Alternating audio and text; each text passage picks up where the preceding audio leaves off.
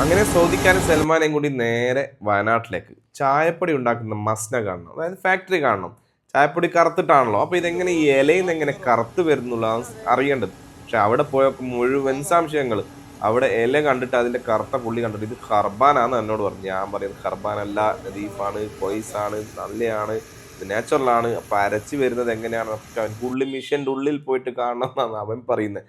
പക്ഷേ അതിങ്ങനെ നമ്മൾ ഒന്നിച്ച് തന്നെ ഒരു മുഹമ്മദ് കണ്ട മൂപ്പരൊക്കെ കാര്യങ്ങളൊക്കെ വിശദീകരിച്ചു കൊടുത്ത് ഇങ്ങനെ വരുന്നു അങ്ങനെ വരുന്നു, വലിയ ഡ്രമ്മിൽ നിന്ന് അരച്ചിട്ടാണ് ഇതിങ്ങനെ വന്ന് പ്രോസസ്സിങ്, ഒരുപാട് ബെൽറ്റ് മാറി മാറി മാറി വന്ന് ഏകദേശം ഒരേ ഇലയിൽ തന്നെ 9ഓളം വെറൈറ്റീസ് ആണ് ഇത് പ്രോസസ്സിങ് കഴിഞ്ഞ് വരുമ്പോഴത്തേക്ക് ഇവർ കിട്ടുന്ന ചായപ്പൊടികൾ. പക്ഷെ കട്ടൻ ചായക്ക് പറ്റിയ നല്ല വലിയ സൈസുള്ള ഒരു 5 പാക്കറ്റ് വാങ്ങുകയും ചെയ്ത് കേട്ടോ. അങ്ങനെ മുഹമ്മദ് ഖാനെ പറഞ്ഞ് പേടിപ്പിച്ചുകൊണ്ട് നമുക്ക് വീഡിയോ ഒക്കെ എടുക്കാൻ അതിൻ്റെ ഉള്ളിൽ